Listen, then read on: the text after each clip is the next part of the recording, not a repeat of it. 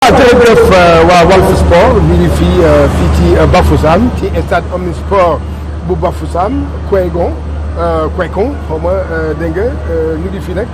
gannaaw bi match bi jeexee match Sénégal Zimbabwe yéen ñëpp xam ngeen score bi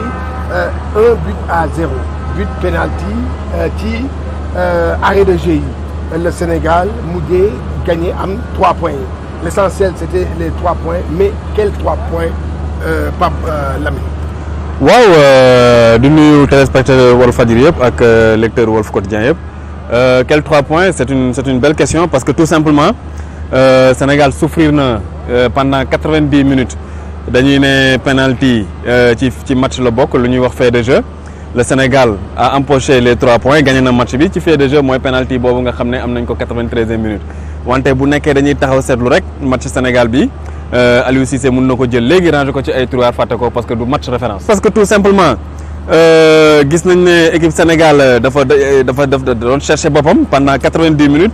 xamuñu woon lan la ñuy jouer équipe bi coupé woon na en deux relation entre les milieux et l'attaque fonctionné wul suñu défenseurs yi tamit jéemuñu jouer ci milieu yi lu ñu doon jol bal yi muy jéggi milieu bi moo ëppoon comme pas Abdou Cissé énormément d'échecs techniques dans ce match là nga ñëw ci arrière droit bi Ibrahima Mbaye. Vraiment c'est joueur boo xam ne la je dirais pas que amul niveau équipe nationale mais am na ñeneen ñoo xam ne ñoo tane Ibrahima Mbaye foofu sax ci équipe bi Ballo Touré tamit beneen arrière gauche bi Milan AC lay football naam wante ay qualité am des na parce que gisuñu ko benn yoon boo xam ne débordé na centré ay latéraux yoo actuellement ci football mondial latéraux yi dañu bokk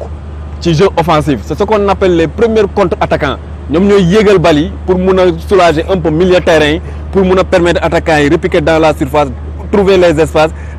décaler pour mun a récupérer bal yooyu mais suñu latéraux yi ñu gis tey c'est des latéraux qui sont vraiment très limités offensivement duñu ay latéraux yoo xam ne mun nañu yaakaar si ñoom mun nañu jàpp ne ñoom ñii mun nañu andil dara ci équipe bi parce que vraiment ce sont pas vraiment les hommes qu'il faut dans ces couloirs dans l'équipe nationale du Sénégal. À part li nga xam ne jàngat bi analyse bi Pape Lamine Ndour def dama ciy teg rek mooy man c'est le jeu wu Sénégal parce que dafa am loo xam ne dama ko seetlu ci équipe kii di Zimbabwe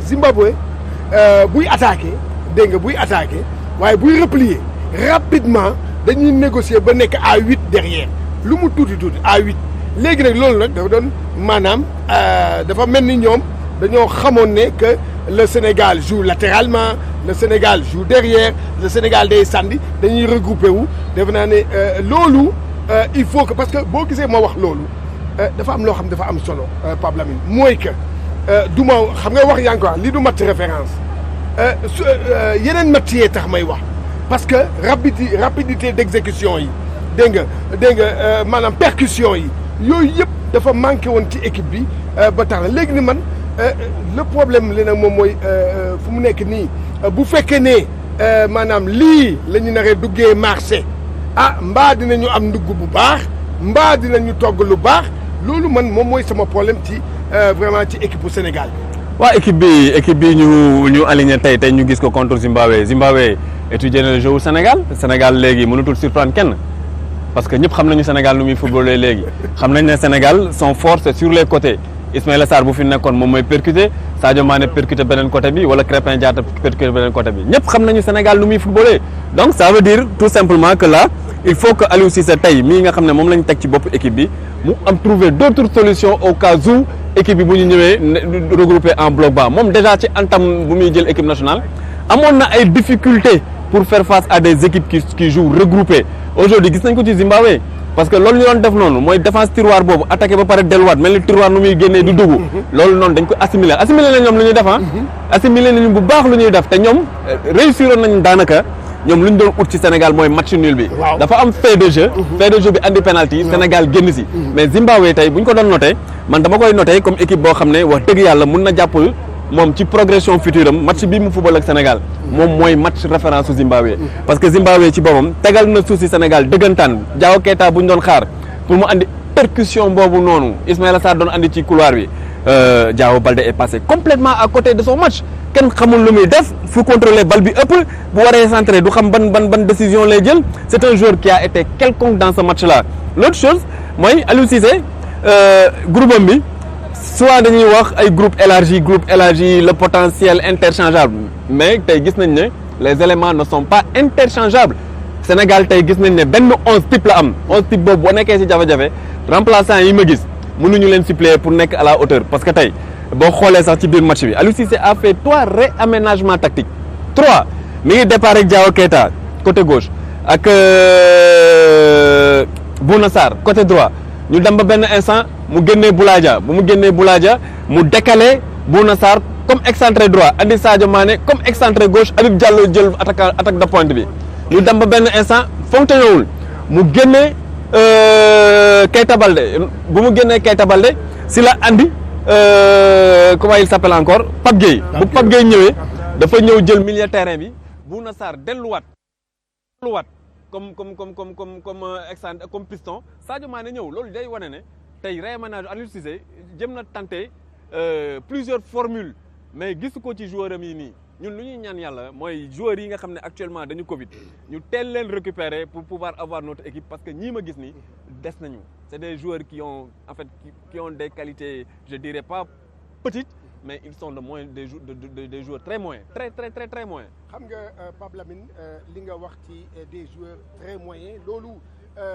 du bett maanaam ku xam le haut niveau Pape Lamine tudd nga fi ay joueurs booy xoolaat mais joueurs yooyu du ñu ay titulaires ci seen ay club amuñu temps de jeu booy xool boo ñaari kii Boulaye Dia dégg nga ak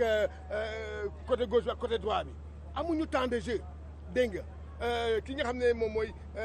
boo ñëwee encore tamit yoo nga xool ca kaw dégg nga ñi ci am temps de jeu dañ leen di compter. loolu moom moo reflété tey jii ci maanaam ci match bi parce que dañ koy wax souvent dañ ne temps de jeu dafa am solo. maa ngi rappelé benn affaire gis nga lii Pape Lamine dama ko doon wax ca njëlbeen. mooy que bi may expliquer ma naan Sénégal ci at bii rek amoon na ñaari éliminatoire Coupe d'Afrique Coupe du monde ci booy xoolaat Pape Lamine ci ñaari yëpp am na ci au moins 4 matchs yoo xam ne match à sans enjeu. xoolaate bu baax. 4 matchs sans enjeu ci 4 matchs sans enjeu yooyu man defe naa ne foofu la waroon préparer maanaam yenn situation yi tey bu dee kii manqué na kii mu am temps de jeu mais c'est que loolu moo ko teg problème tey jii ñooñu mu doon yaakaar ñoom ñu tey kii amuñu temps de jeu boo xam ne mun na leen permettre maanaam ñoom ñu nekk dans parce que booy xool beneen latéral boo waxuma Ballo Touré no waxuma keneen kii Ibrahima Mbaye mais inexistant dafa mel ni moom dafa doon taxaw rek da doon làqatu sax di daw ci jeu bi da doon làqatu voilà di tax kii kenn kiiwu ko Ballo Touré des fois tamit inexistant doo leen gis amuñu benn apport au contraire ñi nekkoon ci côté yi ñooy wàcc ñëw ba ci ñëw pour am ballon te loolu c'est loolu kii gis naa ne tamit am na loo xam ne dañ koy wax di koy waxaat Sénégal saa yuy joué au moins au minimum dama jàpp ci 20 premières minutes Sénégal am na 8 deuxième ballon ci 8 deuxième ballon yooyu yëpp Sénégal 3 yi la récupéré yàq ko 5 yi deuxième ballon bi adversaire bi jël ko ci duel donc ce qui veut dire lu ma bëgg a wax foofu mooy équipe buy jouer bloc bas ndoo def day am ay maanaam ay deuxième ballon absolument récupérer deuxième ballon yooyu daf ci am solo il faut que travail xam nga mooy li may wax travail bi amul assez de travail boo xam ne ci ay fait de jeu ay phase de jeu yoo xam ne ci équipe bi dina leen permettre loolu la ñuy wax loolu boo ko boolee mu nekk un projet de jeu xam nañu tey jii nii deuxième ballon ñu koy négocier xam nañu coup franc ñu koy négocier xam nañu bu dee équipe bi dafa regroupé ci côté yi naka la xam nga yooyu day am équipe boo xam ne day pare mat sëkk waaw mooy lu nga wax noonu c'est une belle analyse je suis d'accord avec toi parce que boo xoolee Sénégal deuxième ballon yi muy récupéré sax man defe naa benn but lañ ci mën a dugal defe naa contre Namibie la te pourtant on est très présent dans la récupération loolu yëpp man tamit lu ma koy jàngatee mooy gis nga équipe il faut mu am meneur de jeu te Sénégal amul meneur de jeu boo xoolee suñu ñaari milieu axiaux yi muy Gana Gueye ak Cheikhou Kouyaté c'est des récupérateurs mais ils peuvent pas organiser le jeu du Sénégal boo xoolee tamit configuration bu Sénégal di footballer actuellement mooy le 4-2-3-1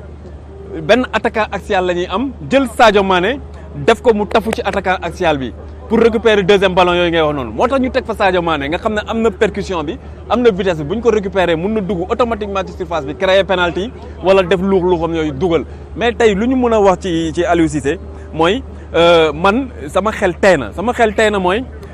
tey bu nekkee da nga koy kal ci ay statistiques da ngay ne il fait des résultats mais bu nekkee tey véritablement ce que Aliou Cissé a apporté à cette équipe là ça laisse à désirer parce que mun ma comprendre ngay liggéey ak benn groupe ay ñaar ay benn ay ñaar ay ñett au maximum 5 ñoo ci greffé depuis 2015 6 ans te mënuñu aligner 6 passes mënuñu def les jeux de transition les jeux de basculement à gauche les jeux de basculement à droite essayer de pénétrer dans la zone de vérité essayer de jouer vertical mais c'est extraordinaire cette équipe du Sénégal à la limite booy seetaan Sénégal da ngay souffrir yow parce que souvent boo xoolee sur le papier dañuy ne oui c'est la première nation africaine mais cette nation africaine là cette première nation africaine là ça se reflète pas dans le jeu qui se fait dans cette équipe nationale. dama lay rejoindre lu tax xam nga man tey ji Sénégal saa yu joué day tiitalaate boo koy seetaan même bu dee Sénégal mel na sax 2-0 sax Sénégal day tiital da lay tiital dégg nga loolu moom mooy yow li nga doon expliquer sànq mooy que il faut que ñun ñu xam ne que maanaam équipe bu taxaw la dégg nga dina am xam nga football dafa am maanaam day am ay moment de xam nga faiblesse xam nga ay temps de jeu temps fort temps faible yooyu xam nañ ko équipe yëpp équipe bu gën a aay ci monde bi da ngay am temps faible da ngay am temps fort mais temps faible boobu laa lay wax ak temps fort boobu ñun on n'arrive pas à gérer ces temps-là duñ ko mën a gérer dara booy xoolaat les 20 dernières minutes amoon nañ fa benn temps fort mais léegi booy xoolal action wu kii il faut que à souvent chaque fois il faut benn exploit individuel pour ñu inquiéter mooy Sadio Mané à la 22e minute boobu muy boobu muy def dégg nga te loolu rarement lay am ci waa ci ñun et duñ ko négocier duñ ko kii mu nekk loo xam ne tey jii am na y a de quoi s'inquiéter dans cette équipe là mooy que c'est à lui maintenant man je me demande est-ce que tey parce que tey jii ci conférence de presse bi malheureusement mu jëw ma am parole waaye mais man c'était la question bi ma ko bëggoon poser et ñàkkul dinaa ko poser avant le match contre la Guinée moom mooy mais équipe bi lan la mën a andi lu bees loo xam ne dina dalal xelu nit ñi. waaw dina métti trop pour andi lu bees bu mën a dalal xelu nit ñi parce que joueurs yu fi nekk yëpp tey c'était la majeure partie c'était leur baptême du feu tey la ñu waroon mën a wane ne am nañu carrément argument yoo xam ne war nañu mën a bousculer concurrence bi mais man lu ma jàngat tey bu ñu génnee ci match bi ak joueurs yi nga xam ne ñoom tey ñoo entamé compétition bi Sénégal amul profondeur de banc 11 types la ñu am mais si banc bi am nañu ay joueurs yu football Europe mais ce ne sont pas des joueurs références parce que profondeur de banc boobu noonu man tey gisuma ko ci équipe nationale du Sénégal loolu nga wax noonu dëgg la Aliou Cissé lan la war a mun a andiwaat nii ci équipe bi peut-être lu ñuy ñaan mooy mu récupérer les Covid mais les Covidés mais ñooñu récupération des Covidés yooyu sax man dafa am leneen lu ma siy jàngat au-delà même ñoom bu ñu dellu see est-ce que dinañ am rythme parce que ils sont en période d'isolement du ñu nekk en contact du ñu laal lu bëri du ñu génn dem entraînement donc loolu yëpp day influer sur la performance du joueur parce que ils sont en période d'isolement te bu ñu nekkee en période d'isolement xaw ma ndax ñi ngi entraîner dégg naa nag jox nañ leen planning entraînement mais la situation réelle d'un match est différente de la situation d'un entraînement individuel Sénégal bii daal ñun nañ ñaan yàlla récupérer Covid yi Aliou Cissé tamit bañ a créer ay crise cardiaque au niveau du Sénégal et au niveau des gens qui sont là parce que vraiment cette équipe du Sénégal là a véritablement tâtonné et a véritablement péché dans son jeu contre le Zimbabwe. Voilà donc nag gis nga moom moo doon analyse bi ñu doon def yéen ñii waa plateau bi lii mooy ñun suñu jàngat am na dinañ ci laajaat ñeneen rek bu ñu wéyalee rek ak invités yi ak maanaam chroniqueurs yi ñu wax seen xalaat rek ñu delluwaat.